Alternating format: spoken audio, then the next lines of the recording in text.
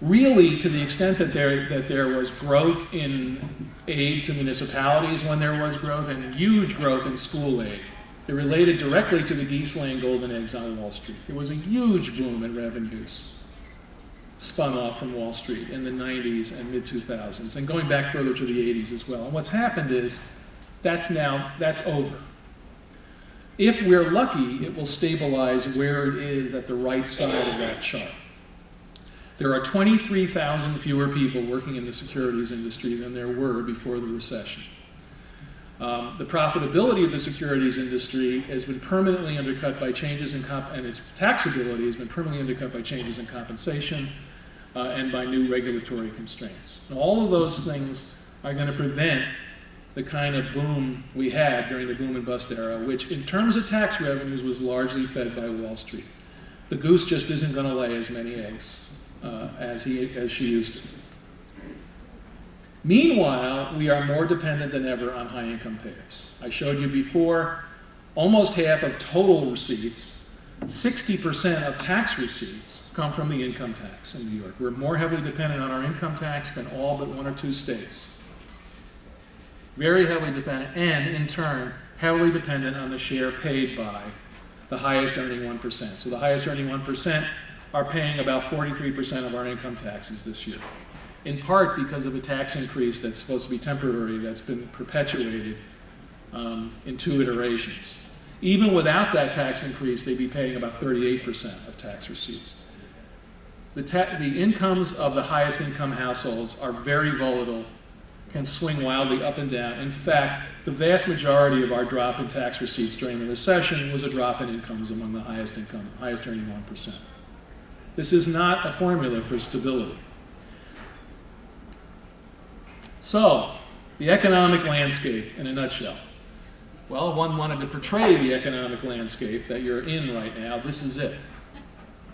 It's kind of gloomy and foggy. You can't quite see too far ahead as usual, and kind of walking down into this sort of crevice here with jagged peaks all around.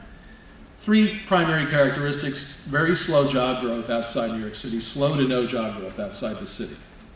And statewide job growth is projected to remain well below the national average through at least 2017. We've got an aging population in New York, aging faster than the national average, and we're losing this millennial generation. We've got to do something to turn that around. There's going to be, and all of this can be summed up as the prospects are for limited tax-based growth and tight revenue constraints at both the state and the local level for the foreseeable future. We've never experienced these types of constraints on this prolonged a basis at any point in the 50 years since we entered what I'm calling the modern and postmodern era of governance. We've never had such a prolonged period of tightly constrained growth in revenues, because even in the 70s, inflation, the elasticity of the tax structure was such that tax revenues outpaced inflation, which greatly stressed taxpayers, which led to tax revolts and things like that. But this is a new era. So pursuing efficiencies at every level and of every scale, even small marginal efficiencies, is simply going to be essential. Putting aside all of the rhetoric emanating from the governor, largely misplaced, and in fact outright false, this is something that's going to be an essential priority for years to come. So, is there time for a few questions, arguments on any subject? Yes? If fracking was approved, what would it do to your projections? Fracking, I think fracking on the scale that's likely to occur, if it occurs, which would probably be under the medium or less development scenario, that, as it's called by the state, not high. Probably if the state ever gets around to approving regs, it will be fairly tightly regulated and limited. The industry also is scared of and skittish about New York, and so a lot of investments have dried up and gone away already. Fracking would do a tremendous amount in the context of the southern tier and in the areas where it's occurring. The effect would diminish the further you get away from Binghamton and those areas. So it would have a tremendous effect where it occurs. The effect would be mostly local and regional. It has less of an effect on state. There'll be some state revenues, I think statewide, perhaps on a par with the gambling revenues. I haven't looked at it most recently. But from a regional phenomenon, that's a pretty good amount of money. It depends on how the revenue structure is developed to go with gas extraction. Two things happen. You create a lot of jobs and a lot of activities in the development phase as people run around and construct wells. And then after that, there's a lingering economic gain from the added incomes of the people who are earning the royalties on the wells and the people who maintain the wells. That's been the experience in Pennsylvania. Generally, the per capita incomes go up and stay up for a while. So that's what the effect would be. It wouldn't be a game changer statewide. It would be a game changer regionally and locally. Yes? You spoke about tax revenues to the school districts, casino gambling. But you didn't mention what it does to the counties and the towns Right. where the casinos are. Well, I mean, the county by county figures I showed there included, that was the total revenues for school, it was for all local governments. So the local government revenues for all local governments, counties, municipalities, and schools, if you add up all of the revenues that the budget division is projecting to come from fully blown casino development, it equates to 2% of current property tax levies in those places, total property tax levies. And the school aid on the state level, which is the revenues, the state gambling revenues are specifically aimed at, were the pie chart I showed. So again, gambling again is a much smaller scale gainer than fracking.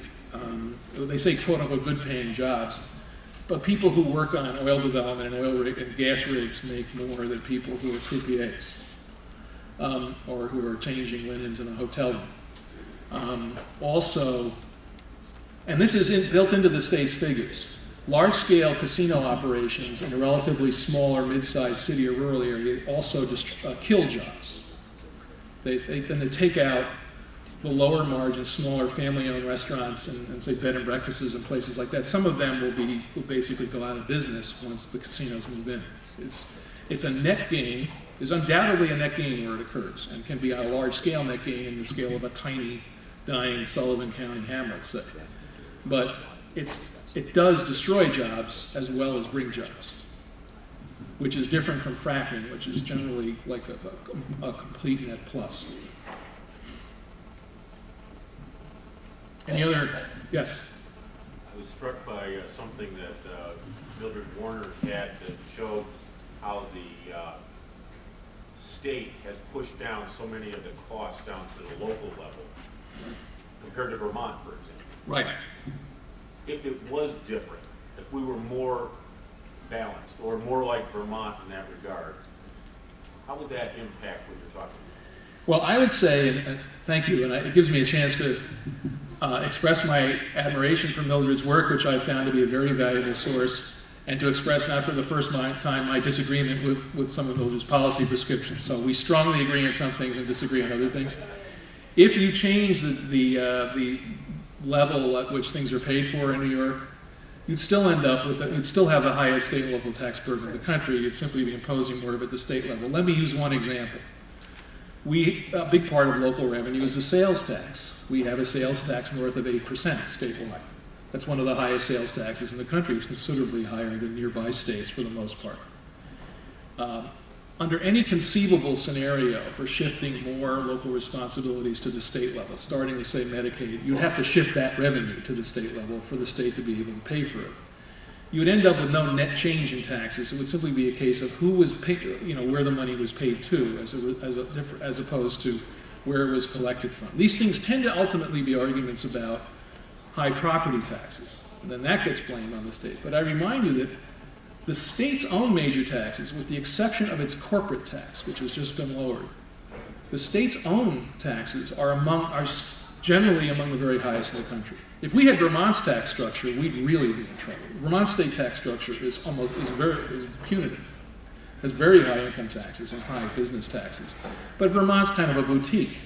I mean, it's a niche kind of place. It's not a state that you would think of talking in the same context with New York. So I would respectfully disagree with that analysis, because I don't think that, I actually think that our multiplicity of local governments and our high degree of local fiscal accountability is a strength of New York. I think it's a good thing. I think the bad thing is the distribution of authority and the failure to deliver meaningful mandate relief, and the way in which the state micromanages or controls too much of the rules and circumstances under which local governments goes forth. But I actually, when I look at the numbers that Mildred had up, I think good. That's good. Remember, with money flows authority. I think one of the strengths of the United States is a degree of local autonomy and local fiscal responsibility, frankly. Because if you ever follow disputes and controversies about policing in Great Britain? If you don't, you should.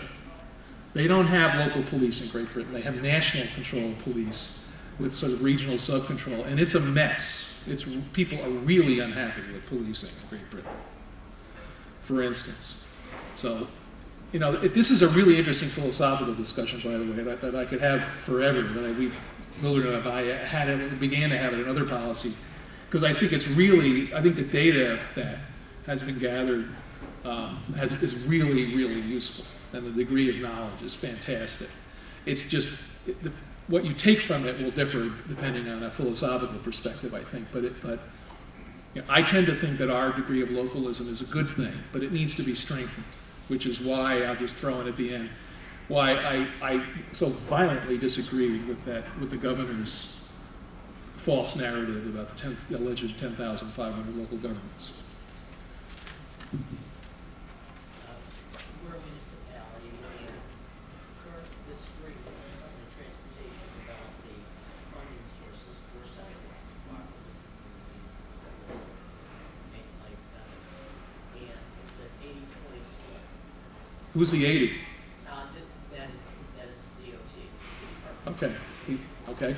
So, and 20% COE to municipality. In our situation, 20% of this 5-year period exceeds the tax. So, what we have said to DOT at this point is, look, we may not get any of it will apply for this total in our section of $2.3 million.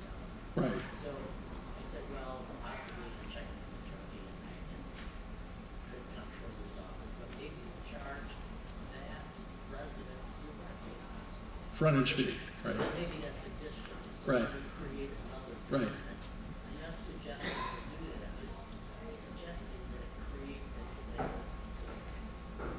one opposing, DOT with dollars, the state saying 20% is higher than your tax dollars, so you can't do it unless there's some creativity out there. No creativity. Well, I mean, you're pointing to one of the many ways in which the state actually encourages you to actually spend money or expand spending, while politically you're being smacked around for allegedly being the source of, for your mere existence being the source of high taxes. By the way, my observation on that, here's the philosophical bias alert, is that the DOT has no business encouraging you or giving you money to pave sidewalks. We are at a time when we're grossly underfunding state highways, bridges, and mass transit. The DOT has absolutely no business giving you a dime for sidewalks, much less bike trails or anything like that. But they are. Right, and telling you, hey, this is great, and announcing grants, and somebody comes and cuts a ribbon on Main Street, we're gonna have walkable sidewalks, and then you gotta figure out how to pay for it while staying on your tax. I bet in the room there's many more examples of that, and I don't think we have a clear enough understanding of where the dividing lines are in responsibility, and there's this constant tendency on the state level to want to get down to the local level. By the way, there's also at the federal level. So remember in the 90s when they started by giving out money for policing. What's the federal government doing funding police anywhere? Because in fact, what matters to people is their sidewalks. How does a governor or a state legislator make himself or herself more relevant? By paving your sidewalk, because that's what you actually care about. And that's a constant tendency that I would suggest needs to be resisted. But That's my bias is speaking. Dave, is that, I don't want to go over on you. Okay, thank you very much.